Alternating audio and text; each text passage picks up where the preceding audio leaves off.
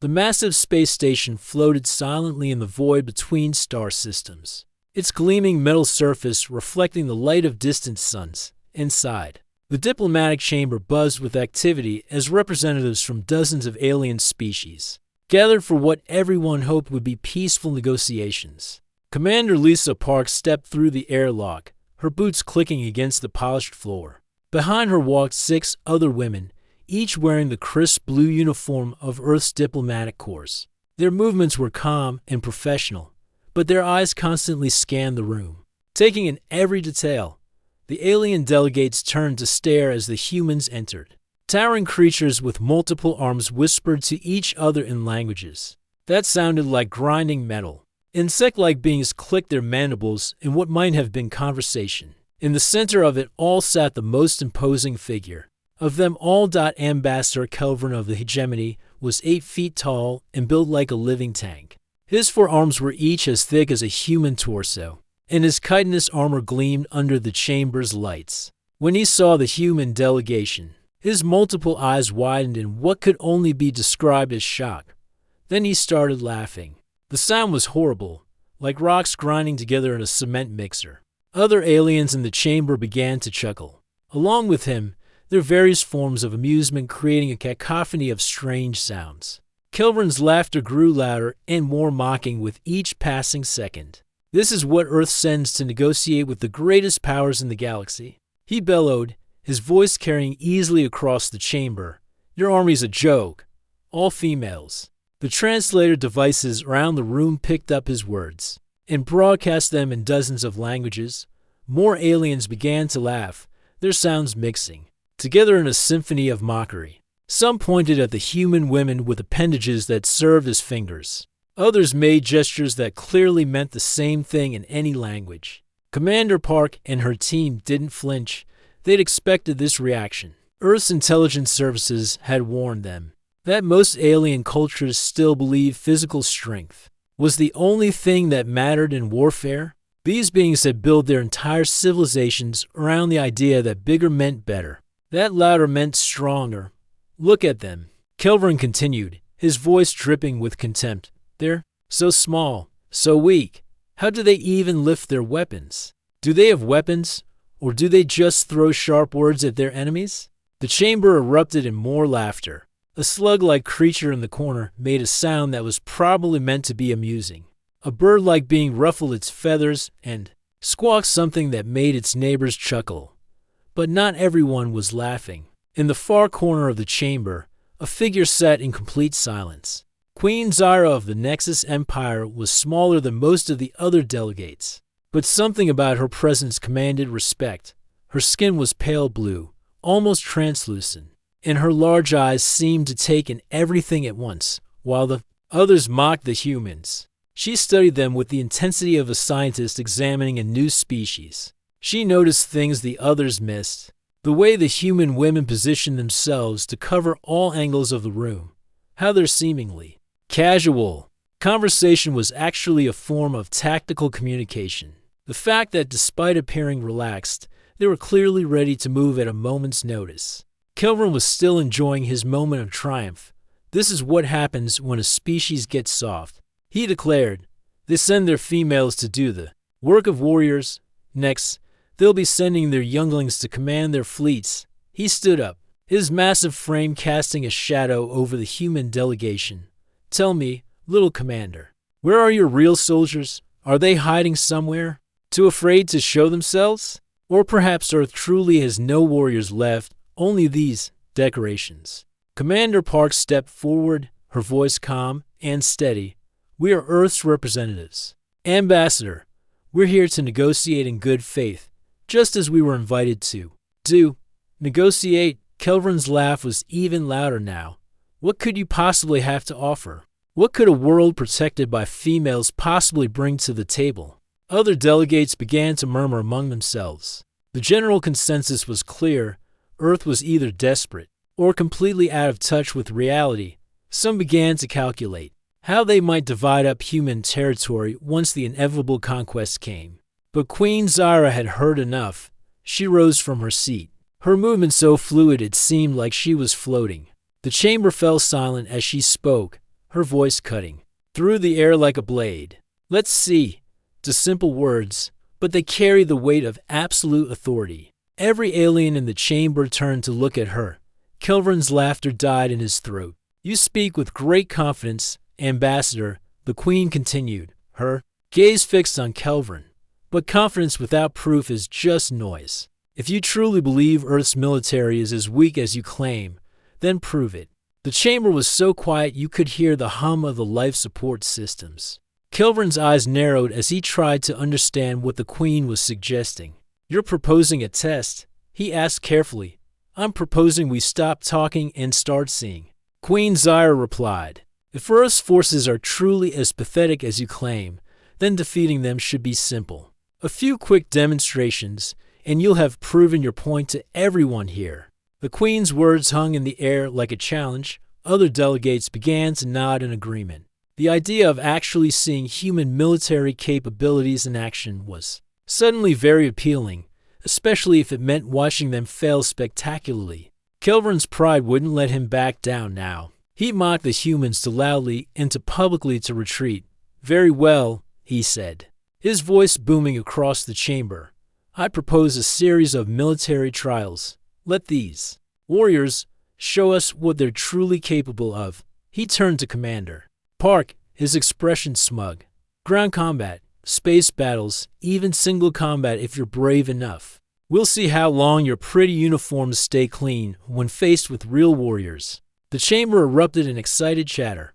Delegates began placing bets on the outcomes, and the odds were not favorable for Earth. Most aliens seemed to think that humans would be lucky to last 5 minutes against professional soldiers. Commander Park looked at her team, then back at Kelvran.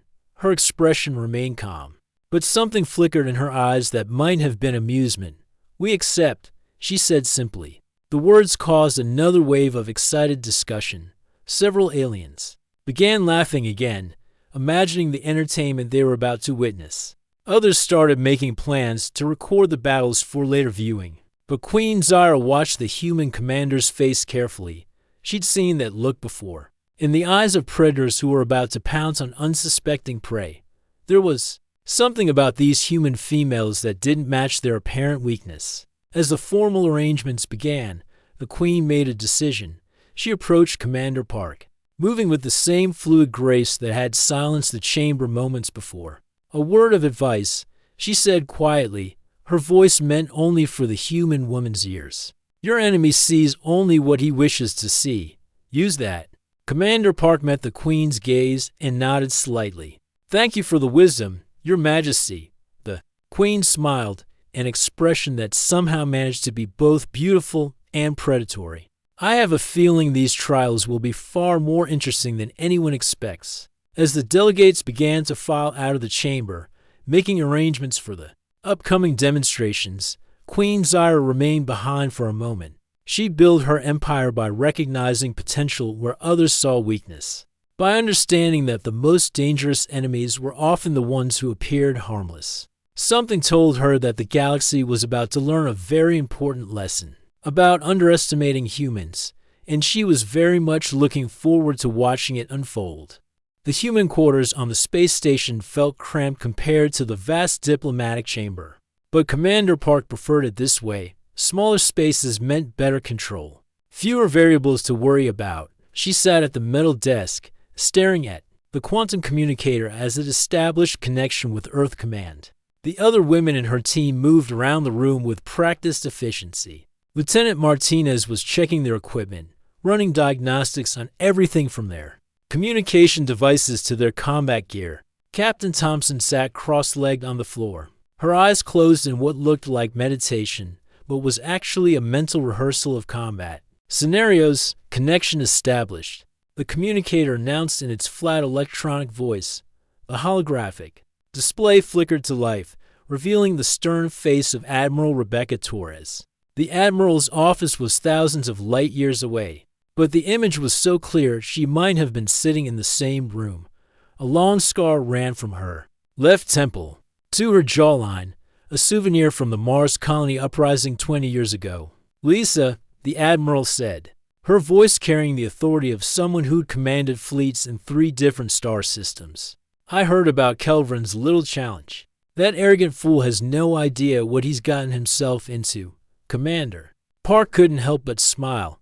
"The betting odds are running about 50 to 1 against us, Admiral. Some of the aliens are already planning victory celebrations." "Good." Admiral Torres leaned back in her chair. "The more confident they are, the harder they'll fall. What do you need from me?" "Full authorization for Operation Underdog," Park replied. "We'll need the Phoenix Squadron, the Shadow Dancer team, and at least 2 of the modified cargo vessels from the Trojan Horse Project." The Admiral's scarred face split into a grin that would have made a shark nervous. "Approved. In fact, I'm sending you more than you asked for. Time to show these aliens what human creativity looks like when it's properly motivated." While the commander spoke with Earth Command, the rest of the team was already working. Lieutenant Martinez had spread out detailed schematics of the space station, marking every corridor, every access point, every system that could be turned into an advantage. Her fingers moved quickly across the holographic display, calculating angles and distances with the precision of someone who'd spent years turning seemingly impossible situations into victories. "The station's artificial gravity generators are all centralized," she muttered to herself, making notes on her tablet. "If we can access the maintenance tunnels, we can create localized gravity fields. That'll give us a huge advantage in close combat." Captain Thompson opened her eyes and looked at the schematics. "What about their weapons? The hegemony uses plasma-based systems, right? Mostly." Martinez nodded. "But they're designed for open battlefield conditions and enclosed spaces. Those weapons become a liability. The backblast alone could damage their own armor." Meanwhile, news of the upcoming trials was spreading throughout the station like wildfire. In the recreational areas, aliens gathered in groups, discussing the upcoming entertainment. The general mood was festive, like spectators gathering before a sporting event where the outcome was already decided. A group of insect-like beings from the Hive Collective buzzed excitedly as they watched combat footage from previous hegemony victories. On the screens, massive alien warriors smashed through enemy lines with brute force, their multiple arms wielding weapons that could cut through steel like paper. "The humans will last maybe 10 minutes, one of them clicked in their strange language. "I give them credit for courage, but courage doesn't stop plasma fire. Not far away." Reptilian traders from the Scalarian Empire were taking bets on exactly how the human defeat would unfold. Some wagered the humans would surrender immediately when they saw their opponents. Others bet on a more dramatic collapse, with the human women running in panic the moment the first shots were fired. But in the deepest part of the station, in chambers most visitors never saw, Queen Zyra was conducting her own research. The Nexus Empire hadn't survived for thousands of years by making assumptions about their enemies. The Queen's intelligence network was legendary throughout the galaxy, and she was putting it to full use. "Tell me about Earth's military history," she said to her advisor, a thin alien with pale skin and enormous eyes. The advisor consulted his data pad, his long fingers moving across the holographic display. "Most unusual, Your Majesty, and like other species, humans have been in constant conflict with each other for their entire recorded history. They've fought wars in every possible environment, using every conceivable strategy." "Interesting," the Queen murmured. "What about their recent conflicts?" The Mars colony uprising was particularly instructive. The advisor continued. "Human forces were outnumbered 10 to 1, fighting in hostile terrain with limited supplies. They still achieved victory through what they call asymmetric warfare, using unconventional tactics to turn their weaknesses into strengths." The Queen's expression grew more thoughtful. "In their military leadership, fascinating case study, where other species promote based on physical strength or political connections. Humans advance their most tactically innovative individuals. Commander Park herself is a perfect example. She's won 13 separate engagements against superior forces using nothing but clever planning and perfect timing." Back in the human quarters, the team was deep in preparation. Dr. Elena Vasquez, their xenobiology specialist, had spent the last 3 hours analyzing every scrap of data about hegemony physiology she could find. Her workstation was covered with anatomical diagrams, genetic charts, and behavioral studies. "Found it," she announced suddenly, causing the others to look up from their work. The hegemony's multiple eyes give them incredible peripheral vision, but they create a significant blind spot directly overhead. Their brain structure also shows they process visual information differently than humans. They're much better at detecting horizontal movement, but poor at tracking vertical motion. Captain Thompson grinned. "That's useful. What about their reaction times?" "Slower than you'd expect," Dr. Vasquez replied. "They're built for power, not speed. Their nervous system prioritizes strength over agility. In a straight fight, they'd crush us, but if we can force them to react quickly to changing situations, they'll be stumbling over themselves." Lieutenant Martinez finished. "I can work with that." The team spent the next several hours going over every detail of the upcoming trials. They studied the combat arena specifications, analyzed the weapon restrictions, and planned for every possible scenario. But their real advantage wasn't in their equipment or their physical capabilities, it was in their approach to warfare itself. Where the hegemony saw combat as a contest of strength, humans saw it as a puzzle to be solved. Where other species relied on overwhelming force, humans had learned to use intelligence, creativity, and adaptability. They've been fighting each other for thousands of years, constantly evolving new tactics and strategies. "Remember," Commander Park told her team as they made final preparations, "they expect us to fight like they do. Stand in the open, trade shots, hope our armor holds up longer than theirs. That's not how we win." "How do we win?" asked Captain Thompson, though she already knew the answer. "We fight like humans," Park replied. "We use their expectations. Against them, we turn their strengths into weaknesses. We show them that sometimes the most dangerous enemy is the one who doesn't play by the rules." As the station's artificial night cycle began, the human team settled in for rest. They need to be sharp for the trials ahead, but none of them were worried. They trained for situations exactly like this, where they were outnumbered, outgunned, and completely underestimated.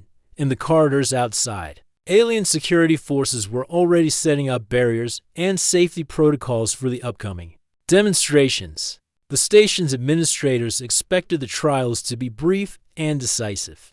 A quick reminder of why humans remained a minor species in galactic politics. They had no idea they were about to witness the birth of a legend. The trials would be remembered long after the last alien delegate had returned home. Talked about in military academies and strategic planning sessions across the galaxy. But for now, the stage was set, the players were ready, and the greatest show in the galaxy was about to begin. The combat simulator was the most advanced piece of technology on the entire space station. The massive chamber could recreate any environment from any world in the galaxy, down to the smallest detail. Today, it showed the ruins of a city that had seen better days. Broken buildings stretched toward a gray sky, their windows shattered and walls crumbling from years of neglect. Commander Park stood at the edge of the arena, watching as the holographic city materialized around them. The detail was incredible. She could smell the dust in the air, feel the rough concrete under her boots, even hear the distant sound of wind whistling through broken structures. For all practical purposes, they were standing in a real war zone. Above them, the observation decks were packed with alien spectators. The excitement was electric as hundreds of beings from across the galaxy gathered to watch what they expected to be a very short show. Betting terminals throughout the station had stopped taking wagers on whether the humans would win. The odds were too heavily stacked against them. Now the aliens were betting on how long the humans would last. 5 minutes, clicked an insect-like creature from the Hive Collective. These soft beings will run the moment they see real warriors. A reptilian trader from the Scalarian Empire shook his head, his scales glittering under the arena lights. Too generous. I say 2 minutes before they surrender. In the center of the observation deck, Queen Zyra sat in silence. Her pale blue skin seemed to glow in the artificial light as she studied the arena below. Unlike the other spectators, she wasn't making jokes or placing bets. She was analyzing every detail, every movement, every decision the humans made. On the arena floor, the hegemony warriors made their entrance with all the fanfare of a parade. 5 of them marched in perfect formation, their massive frames casting long shadows across the rubble-strewn ground. Each warrior stood 8 feet tall and was built like a living tank. Their chitinous armor gleamed like black mirrors, and their forearms carried weapons that could cut through steel. The leader of the hegemony team was a brute named Gorvuk, a veteran of dozens of campaigns across the galaxy. His armor was decorated with the symbols of his victories, and his weapons had tasted the blood of enemies from 100 different worlds. He looked at the ruined city around him and smiled, revealing teeth like broken glass. "This will be over." Quickly, he announced, his voice booming across the arena. "These humans think they can hide from us like frightened children.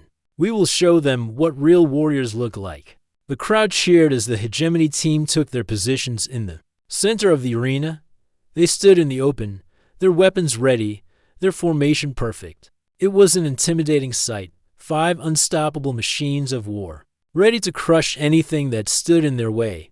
Then the human team entered the arena. The contrast was striking. Where the hegemony warriors were massive and imposing, the human women looked almost fragile by comparison. They wore simple combat gear, carried standard weapons, and moved with quiet efficiency rather than dramatic flair. To most of the spectators, they looked like children playing at being soldiers. Sergeant Lisa Rodriguez led the human team, her movements calm and controlled. Behind her came Corporal Amy Chen, Specialist Maya Patel, Private Jessica Wright, and Private Diana Foster. Each woman carried an assault rifle, tactical gear, and a small pack that contained supplies for the mission. The mission parameters were simple: control 3 strategic points within the ruined city for 15 minutes. The team that held all 3 points at the end would be declared the winner. It seemed straightforward enough, but the humans knew that in combat, nothing was ever as simple as it appeared. "Begin simulation," announced the station's computer in its flat electronic voice. The hegemony warriors immediately charged toward the center of the arena, their heavy footsteps echoing off the broken buildings. It was their standard tactic, overwhelming force applied directly to the objective. They'd used it successfully on dozens of worlds, and they saw no reason to change now. But when they reached the central plaza, the humans were nowhere to be seen. "Where are they?" Gorvuk snarled, his multiple eyes scanning the surrounding buildings. "Show yourselves, cowards!" The arena fell silent except for the sound of wind and the hegemony warriors' heavy breathing. The spectators leaned forward in their seats, confused by the lack of action. Where were the humans? Had they already given up? Then the first shot rang out. The plasma bolt came from 3 blocks away, fired from a rooftop the aliens had assumed was empty. It struck the warrior on the left side of their formation, and his shields flared bright blue before failing completely. The massive alien crashed to the ground, his armor smoking. "Sniper!" Gorvuk roared, spinning toward the source of the shot. There, on the building with the red door, the remaining 4 warriors opened fire, their weapons sending streams of plasma toward the rooftop. The building exploded in a shower of concrete and metal. But when the smoke cleared, there was no body to be found. "Where did she go?" one of the warriors asked, his voice confused. The answer came in the form of an explosion that rocked the entire arena. The warrior on the right side of their formation had stepped on something that definitely hadn't been there moments before. The improvised explosive device sent him flying through the air. His armor cracked and his weapons scattered. "Impossible," Gorvuk muttered. When did they plant that? The truth was that the humans had never stopped moving, while the hegemony warriors were making their dramatic entrance. The human team had already spread throughout the city. They'd used maintenance tunnels, collapsed buildings, and even the sewer system to position themselves exactly where they needed to be. Sergeant Rodriguez had fired the first shot, then immediately moved to a new position using a route sheet plan during the preparation phase. Corporal Chen had planted the explosive device during the confusion, then vanished into the urban landscape like a ghost. The remaining 3 hegemony warriors tried to regroup, but they were fighting an enemy they couldn't see. the humans struck from unexpected angles, appeared long enough to take a shot, then disappeared again before return fire could reach them. This is not honorable combat, one of the warriors complained as another explosion shook the building next to him. They fight like criminals, not soldiers. They fight like humans, Queen Zyra said quietly from the observation deck, though no one else could hear her. The battle continued for another 10 minutes, but the outcome was never in doubt. The hegemony warriors were powerful, but they were fighting the wrong kind of war. They trained for open battlefield conditions, where superior firepower and armor could win the day. They had no experience with urban warfare, where every shadow could hide an enemy and every piece of rubble could become a weapon. The final moments came, when the last 3 hegemony warriors thought they had cornered a human soldier in a dead-end alley. They approached carefully, their weapons ready, confident that they finally had one of their elusive enemies trapped. But it was Sergeant Rodriguez, and she hadn't been cornered. She'd been leading them exactly where she wanted them to go. The alley was a kill zone. The other 4 members of her team were positioned on rooftops and in windows, their weapons trained on the narrow passage. When the hegemony warriors entered the alley, they walked directly into a perfectly coordinated ambush. Simulation complete, the computer announced, human team victorious. The arena fell silent. In the observation decks, hundreds of alien spectators sat in stunned disbelief. The mighty hegemony warriors, veterans of countless campaigns, had been defeated by 5 human women who looked like they could barely lift their weapons. Gorvik lay on the ground, his armor smoking and his pride shattered. Round him, his teammates were in similar condition, defeated, humiliated, and completely confused about what had just happened. How? He asked as Sergeant Rodriguez approached him. How did you do this? Rodriguez knelt beside the fallen warrior, her expression serious but not unkind. We didn't fight your war, she said simply. We fought ours. In the observation deck, Queen Zyra began to applaud. The sound was soft at first, but it carried clearly in the stunned silence, slowly. A few other aliens joined her, then more, until the entire arena thundered with applause. But the Queen wasn't applauding because she was surprised. She was applauding because she'd been right. The humans had just demonstrated something that most species in the galaxy had forgotten. That victory didn't always go to the strongest or the most heavily armed. Sometimes it went to the smartest, as the human team regrouped and the simulation ended. Ambassador Kelvin sat in his private viewing box, his multiple eyes wide with shock. The laughter that had filled the diplomatic chamber just hours before was nowhere to be found. Instead, he stared at the arena floor where his supposedly invincible warriors lay defeated. For the first time in his career, Kelvin began to wonder if he made a terrible mistake. Ambassador Kelvin paced back and forth in his private chamber, his forearms gesturing wildly as he spoke to his military advisors. The humiliation of the ground combat trial still burned in his chest like acid. His warriors, the pride of the hegemony fleet, had been made to look like amateurs by a handful of human females. It was a fluke, he insisted, his voice echoing off the metal walls. They got lucky, nothing more. In space, there's nowhere to hide, no terrain to use against us. Our ships are faster, stronger, and better armed than anything these primitives can field.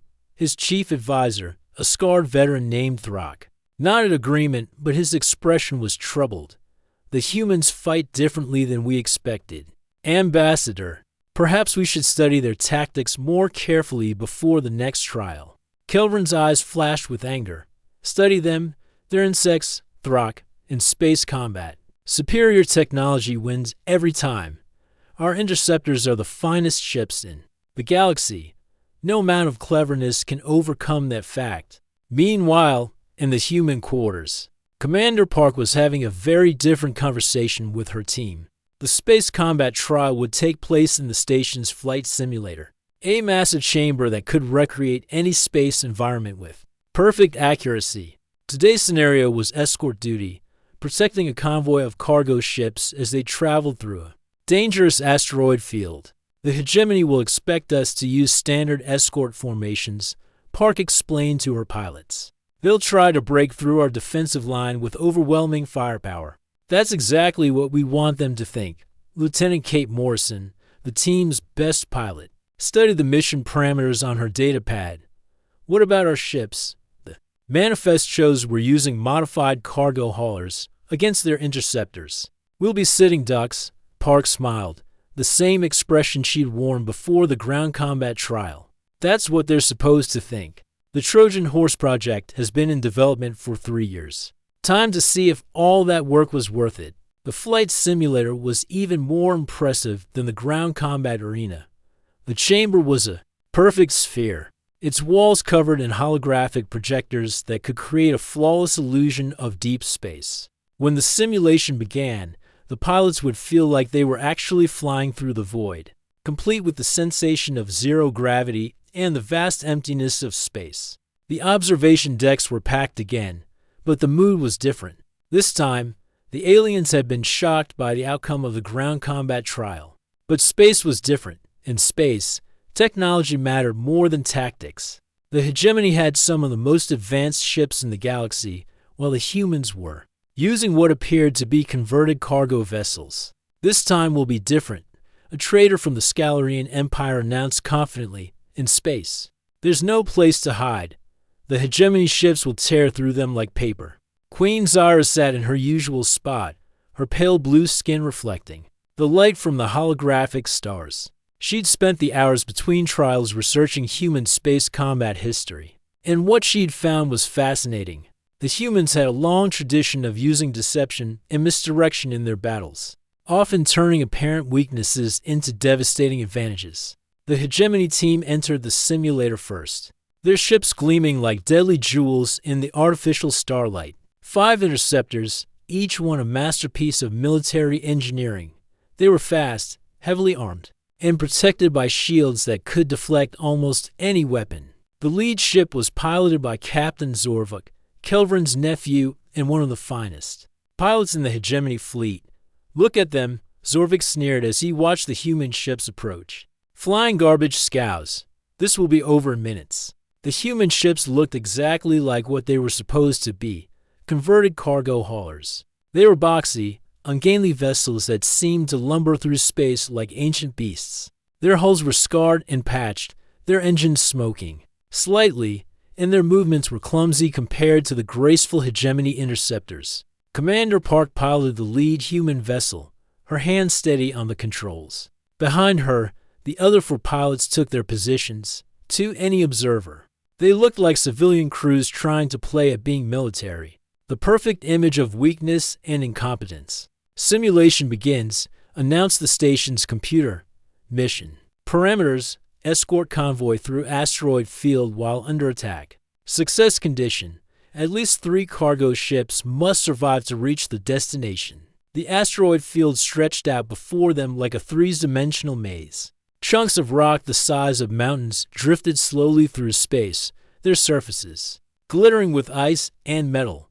It was a navigator's nightmare, full of hidden dangers and unexpected obstacles. The hegemony ships moved into attack formation immediately, their sleek forms cutting through space like sharks through water. They'd done this dozens of times before. Break the escort, destroy the cargo ships, claim victory. It was simple, direct, and had never failed. But as they approached the human formation, something unexpected happened. The clumsy cargo haulers suddenly weren't so clumsy anymore. The first sign of trouble came when the lead hegemony ship fired its opening salvo. The plasma beams that should have punched through the human ship's hull were deflected by shields. That definitely hadn't been there moments before. Not only that, but the shields were military grade, far more powerful than anything a cargo hauler should have been able to generate. What the hell? Zorvik muttered, checking his instruments.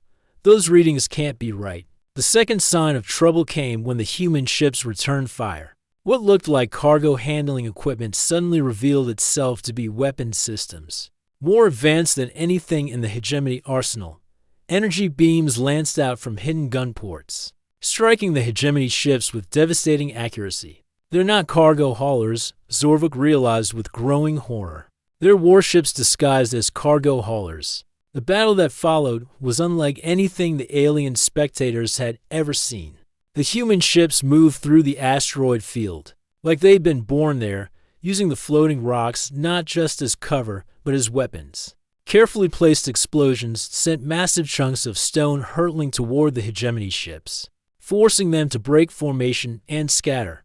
The hegemony pilots were skilled, but they were fighting in an environment they didn't understand against ships that weren't what they appeared to be. Every time they thought they had a human ship cornered, it would reveal another hidden capability, extra engines, additional weapons, or defensive systems that shouldn't have existed. Lieutenant Morrison's ship was being chased by the hegemony interceptors when she led them into what looked like a dead end between two massive asteroids. The alien pilots smiled, thinking they finally had one of the humans trapped. Then Morrison triggered the explosives her ship had been placing throughout the asteroid field. For the past 10 minutes, the rocks round the hegemony ships exploded in a carefully choreographed sequence, creating a cage of debris that the interceptors couldn't escape. Impossible. One of the alien pilots whispered as his ship was pummeled by flying stone. How did they do that? The answer was simple. While the hegemony ships had been focused on direct combat, the human vessels had been playing a completely different game. They'd been using their apparent weakness as a weapon, luring their enemies into traps that had been prepared from the moment the battle began. Captain Park's voice crackled over the communication system as she addressed the scattered hegemony forces. This is Commander Park of the Earth Defense Force. Your ships are disabled but not destroyed. Do you surrender? The silence that followed was deafening. In the observation decks, alien spectators stared at their screens in disbelief. The mighty hegemony interceptors, pride of their fleet, were floating helplessly in a field of debris while the human cargo haulers maintained perfect formation around them. Queen Zyra leaned back in her chair, a smile playing at the corners of her mouth. Magnificent, she whispered. Absolutely magnificent. The humans had done it again. They'd taken an apparently hopeless situation and turned it into a complete victory. Through nothing but intelligence, preparation, and the willingness to think outside the box, the alien spectators were beginning to realize that these humans were something entirely new in galactic warfare, an enemy that couldn't be defeated by conventional means. Ambassador Kelvin sat in his viewing box, his face pale with shock, to trials, to defeats. His warriors were the laughingstock of the galaxy, and his own reputation was in ruins.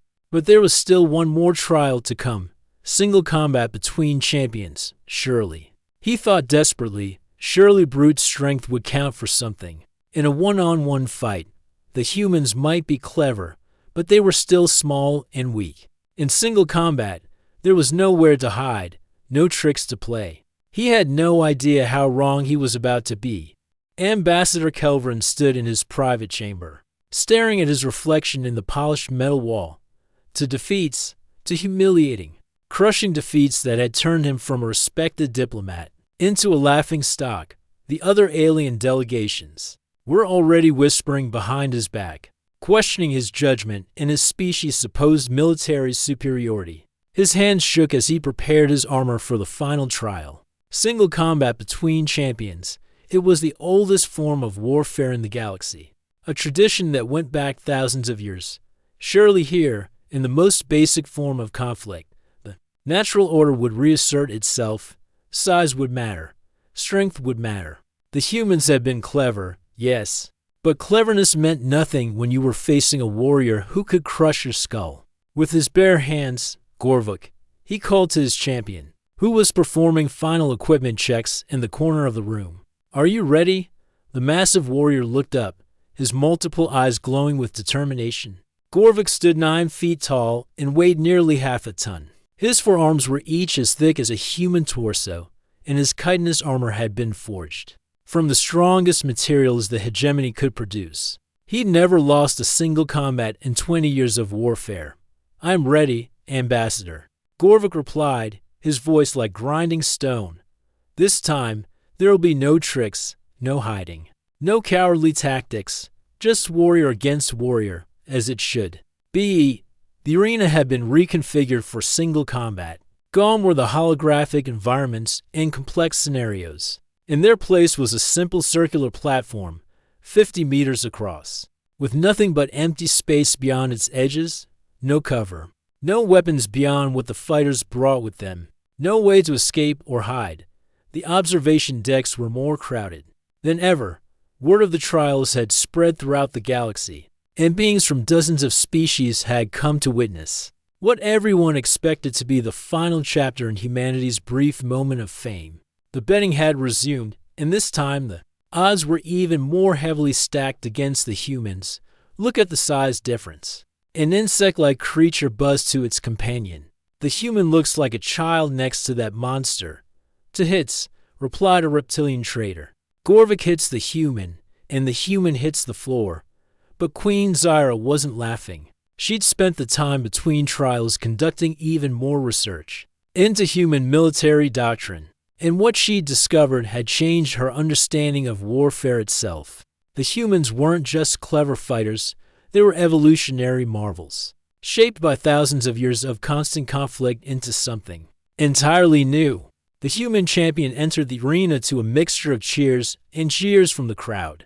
Commander Park walked calmly to the center of the platform, her movements smooth and controlled. She wore simple combat armor and carried no weapons beyond her fists, just as the rules required. Next to Gorvik, she looked impossibly small and fragile. The alien warrior towered over her like a mountain over a pebble, his shadow falling across her like a dark cloud. When he flexed his forearms, the sound of creaking armor echoed through the arena. "I will make this quick," Gorvik rumbled, his voice carrying easily across the platform. "You have courage, human, but courage cannot overcome the natural order. The strong rule, the weak serve. This is the way of the universe." Commander Park looked up at him, her expression calm and thoughtful. "You're right about one thing," she said quietly. "The strong do rule. But you're wrong about what makes someone strong." The arena fell silent as the two combatants faced each other. The contrast was so stark it seemed almost absurd.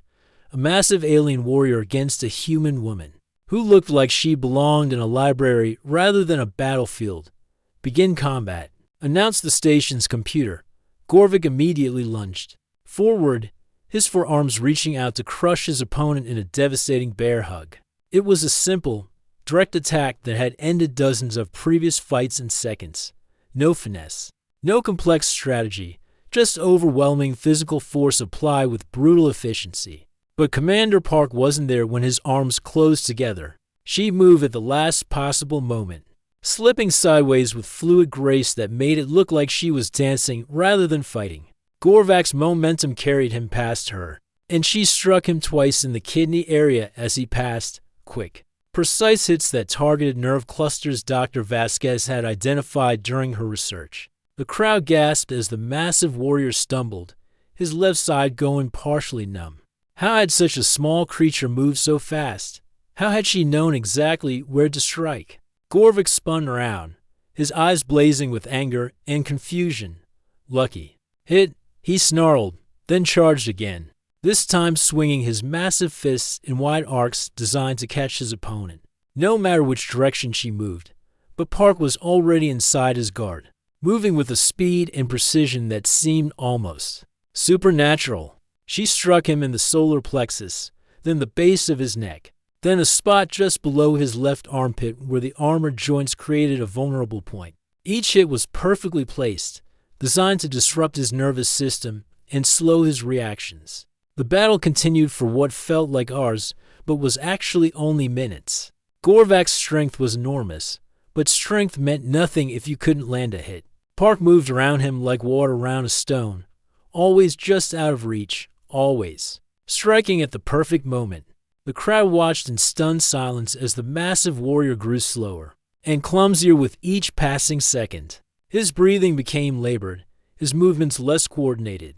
Park wasn't trying to overpower him. She was systematically shutting down his body's ability to function. "This is impossible," an alien delegate whispered. "How is she doing this?" Queen Zyra rose from her seat, her pale blue skin seeming to glow in the arena lights. "She's fighting like a human," she announced. her voice carrying clearly across the observation deck. And it's time you all understood what that means. The Queen's words caused a ripple of confusion through the crowd. Fighting like a human? What did that mean? For the past 3 days, Queen Zyra continued. You've all been operating under the assumption that humans are weak because they're small. But you've been looking at this completely wrong. Humans aren't weak. They're evolved. She gestured toward the arena, where Park was still methodically dismantling Gorvak's ability to fight. Every species in this galaxy has had the luxury of being the dominant predator on their homeworld. We grew large, we grew strong, and we stopped evolving. But not humans. Humans spent their entire evolutionary history fighting each other. The Queen's words hung in the air like a revelation. Do you know what it takes to survive when every other member of your species is a potential enemy? When you can't rely on size or strength because others of your kind are just as big and just as strong, you have to become something else entirely. On the arena floor, Gorvak fell to one knee, his massive frame shaking with exhaustion. Park stood before him, barely breathing hard, her hands still raised in a fighting stance. You have to become adaptable, the Queen continued. You have to learn to think, to plan, to use every advantage available to you. You have to become the most dangerous predator that ever lived. Not because you're the biggest or the strongest, but because you're the smartest. The arena was completely silent now except for Gorvak's labored breathing. The massive warrior tried to stand, but his legs wouldn't support him. The precise strikes Park had delivered had disrupted his nervous system to the point where his own body was shutting down. I yield, he whispered, the words barely audible. Combat complete, announced the station's computer, human champion victorious. The silence that followed was deafening. Then, slowly, Queen Zyra began to applaud. The sound echoed through the arena like thunder, and gradually, other aliens joined in. The applause grew louder and louder until the entire station shook with the sound. Commander Park helped Gorvak to his feet, supporting the massive warrior as medics rushed onto the platform. There was no mockery in her expression, no triumph at his defeat. She'd fought with respect for her opponent, and she showed the same respect in victory. Ambassador Kelvin stood in his viewing box, his face pale with shock and something that might have been understanding. The trials were over, and the humans had won every single one. But more than that, they taught the galaxy something important about the nature of strength itself. Commander Park. Queen Zyra's voice carried across the arena as she descended from the observation deck. Your species has impressed me greatly. When you're ready to take your place among the stars as true equals, the Nexus Empire would be honored to stand beside you. Park smiled, understanding that humanity had just gained not only respect, but a powerful ally. The age of human expansion into space had begun, built not on conquest or intimidation, but on the proven strength of human intelligence and adaptability. As the crowd began to disperse, aliens throughout the galaxy started to reconsider their assumptions about this small, seemingly weak species from a minor world called Earth. The humans had shown them something they'd never seen before, that sometimes the most dangerous enemy was the one who looked the least threatening. The trials were over, but the real story was just beginning.